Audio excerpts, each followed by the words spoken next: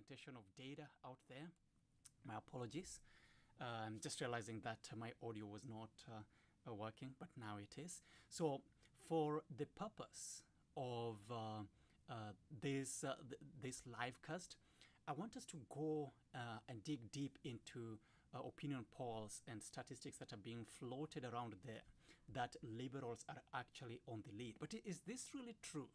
Does the ground actually reflect that liberals are actually on the lead? That is what we are going to be discussing today. Now, for us to do that, we need to use some data that is out there to the public. Personally, I believe that conservatives are still in the lead. Call me a sycophant.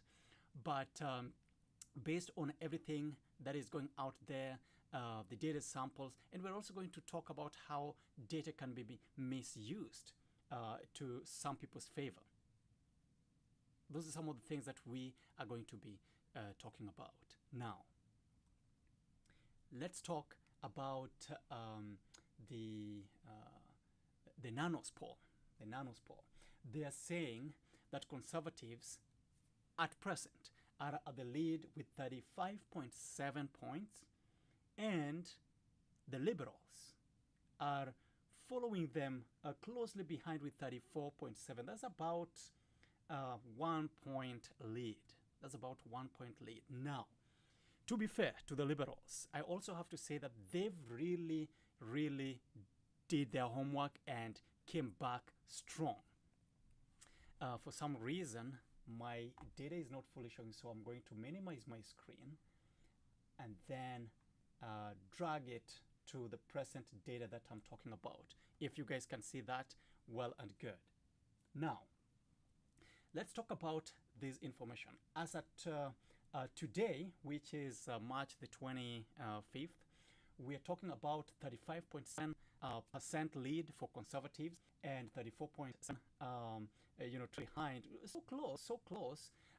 And what I'm seeing is when conservatives dropped, the liberals gained. The liberals gained right when Trudeau resigned, and Mark Carney was elected to be the party leader. Then later on sworn in as the Prime Minister of Canada. So a lot of excitement, a lot of enthusiasm, a lot of hope, a lot of different miss, a lot of, and all this can spark that curiosity that wants people to join. Of course, people are excited. The liberals are excited. The country is excited. New face, new leaders, new Prime Minister. Everything about McCartney was exciting, and to a degree still is. Other than the scams, of course, that are surrounding him, and also how he responds to media. You know, media is very tricky. Media can be tricky. So those are some of the things that are going to, in about a week or two, we are going to start seeing the liberals starting to go down. But let's put that aside for now and talk about this. So this is according to the Nanos data. It's showing that conservatives are on the lead, and the liberals are following close, a point behind, and that is a kind of trusted data. I can buy this. I can buy this. Now let's look at another polling and see how they talk about this data as well. So let's go to Abacus and see what Abacus is saying. And this is as of March 20th this year, 2025, of course. And according to them, the liberals have really climbed up on the ranks. Like their graph is way above, way above the conservatives. Well, is it actually true? Is this a true reflection of what the grounds are saying? Look at the rallies. Compare the rallies between Pierre Poilievre's conservative rallies versus the liberal rallies. Pierre's are always packed, but nobody's talking about that. The rally is always packed. You can go to any time during daytime and still manage to pull a crowd of 2,000, 4,000 people with you. The signs are on the wall. The writing is on the wall that conservatives are on the lead. And like I said, for me, a sycophant. So these numbers, according to Abacus data, I really don't buy this very much, but they're claiming that that Labour are on lead. Well, that's what they think. So I want to challenge your information here, and that was according to the Abacus data. Now, the with a 36%, with 30%, being conservative, that is very close. That information, that data is so close. So the conservatives are at the lead here with 39, giving them about 3-point lead,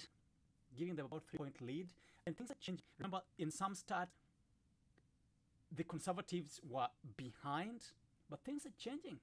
Conservatives' graph is actually starting to climb. So now there are 39, meaning that they're just picking up from where they left. The excitement that McCartney came with is fading. Is already starting to fade, and that is why you see the conservative graph to rise. To a point that if a former NDP leader came on a national media and said that NDPs, people should not vote NDPs, people should vote Liberals because they know the excitement is just for a period of time. It's going to last, ladies and gentlemen. It is not going to last. Now, let me jump into one more start here, and then we will start discussing how the Mace lead. And this is the one. Now, this one is by Angus Reid, and according to starting early March, the Liberals gained momentum and surpassed Conservatives to 46% lead, trailed behind by 38% for Conservative. So that's such a huge drop for Conservatives. That has seen the graph all the way up, for since time immemorial, if I can say, like the last 2 years since Pierre became a party leader. That graph has always been high, and with all the things happening in the Liberal Party, kicking out their prime minister, nobody was in agreement with them. Their graph, of course, dropped. Now, excitement came in when McCartney brought into limelight. People know about the excitement, the enthusiasm, everything that was seeing a new face, new brand, and all that gave Liberals an increase in it. Now that I have to say, and he has an extra bringing Liberals from absolutely nothing. They were being crushed at the same time. So hats off to McCartney for giving us amazing data that we can work with. He's actually uplifted the Liberal Party for absolutely nothing, to a point where they were almost beating on the polls, not on the ballot, so clear. And polls are all strange, and I'm going to talk about those and why we can't fully rely on these opinions. Now, let's try to it. So have 46% for the Liberals, 38% for the Conservatives. I don't agree with this Angus Reid information. I think it is misleading. I think we need to question every start and how they gather this information. We need to question their sample size. We need to question which areas they got the information from. And those are some of the key things that we need to be thinking about when dealing with this. Now, how can it be misleading to the public? Number one, the thing called cherry picking. Now, cherry picking is when you select the data point that support the disagreement. At this point, yes, we all do agree that Liberals have done their best to put themselves up from the ground. That one we agree with. But now, if you start checking, that's when you try to only work with the data that only supports none and nothing else. So Angus Reid, I think, is leading that way. Number two, using small sample size. I would like to know where each and every one of these data was collected. Oftentimes, they're collected in urban areas where population is big, and maybe only a few people get to respond to phone calls, or email, if you collected mails, etc. But what about the Canada? I mean, if you do a poll in Toronto, where the Liberal is leading, of course the data you're going to get is going to be skewed. Now, we would like to know what the sample size was, how collected this information, when collected them, and how that data is being represented. Is it represented accurately? Or are we getting the conception of that the Liberals are enforcing the lead, or we have to do whatever with the numbers we give to help us get there? That is not how statistics is run. That's not how opinion polls are run. So for that reason, Angus Reid is wrong again. Now, establishing false correlation or causation. What exactly caused this rise? Of course, as we know, Trudeau resigning, people did not like Trudeau as the prime minister. People saw him weak. People saw him as But as I said, his last periods in office, he lived up himself well and started to attack the tariffs and the US. So that one goes to his credit. However, when we're talking about data and the source and how they correlates with the info that we want to conceive, then I think Angus Reid is also misleading. Now, another way that we can be leading with our information is manipulating graphs. And it can be done either intentionally or out of knowledge. Well, for Angus Reid is a national organization that does us. I want to think that they know what they're doing. So information can be manipulated, truncated access, even in intervals, distorted scales. These are things that can be lead to misleading information. Then let's talk about misrepresented percentages. Misrepresented percentages. How many people reviewed? Was it conservatives against the liberals equal? What about DP? And what about the bloc? What all people, interviewed equally, so they can have a lab which represents all forms across all platforms. These are what we need to be asking ourselves when we are reading this information. Is the data correctly used? What is the language used? Is it majority? Well, what is majority? Is on the lead by how many points? Stats statistically easily misinterpreted, be misleading, if not well taken care of. That's why it is important when you're collecting your information. Go with more three sources. Go with more sources and make your own decision on how you interpret data. Data can be hidden. Data has been misused there, and for that, it is crucial, it is important, it is necessary that we think about where and how we get our information. Now, what was I talking about? Data from Abacus and Nanos. Great reports. I would agree more with Abacus here and also Nick Nanos, because they kind of represent is actually happening on ground consensus on the lead. That does not mean that this information is going to translate into actual votes. Voting is totally different animal. Voting is totally different animal, and things could go either way. Now, let's call some of the challenges that the liberals are currently having. Conservatives, of course, keeping their pay, the information is already up there. They are very good at hacking, also very good at defending their points. Now, man, on the other hand, does not respond with the information. If you call him with the question, he kind of tends to be way too more defensive instead of actually accepting or figure out a nice better way of responding to questions that are tricky. And that's why the exist really there to not trick, but to challenge your thoughts, to see how are you getting onto with people.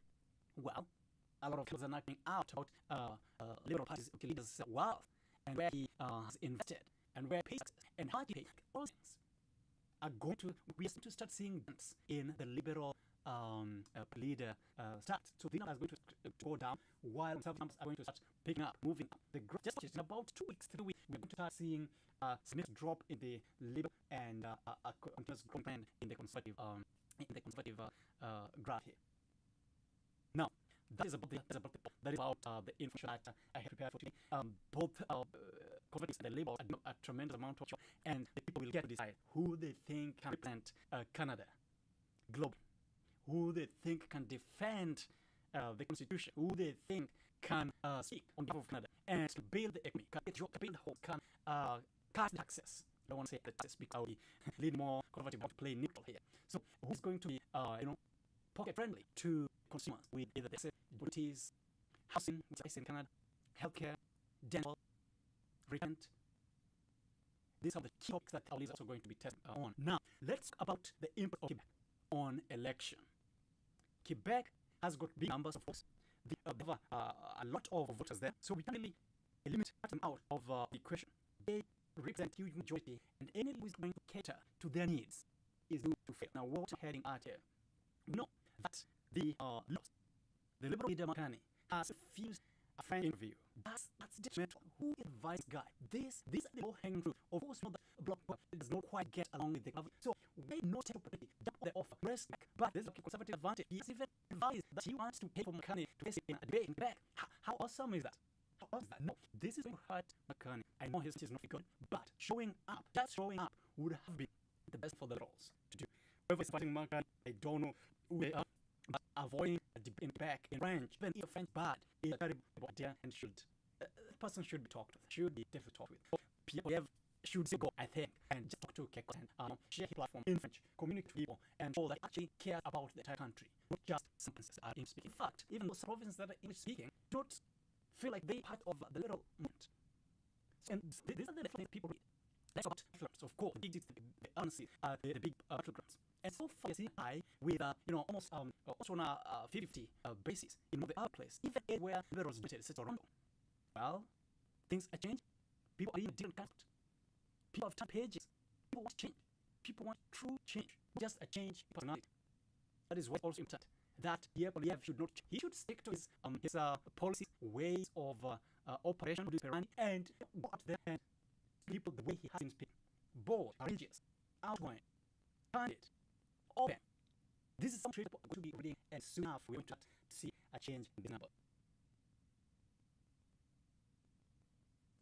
Now, that is the stats. This is what I agree with some of the stats. I agree with results with upper state doing excellent job, and one issue is the ungrade stars, and for this reason, only they present what candidates they're actually thinking.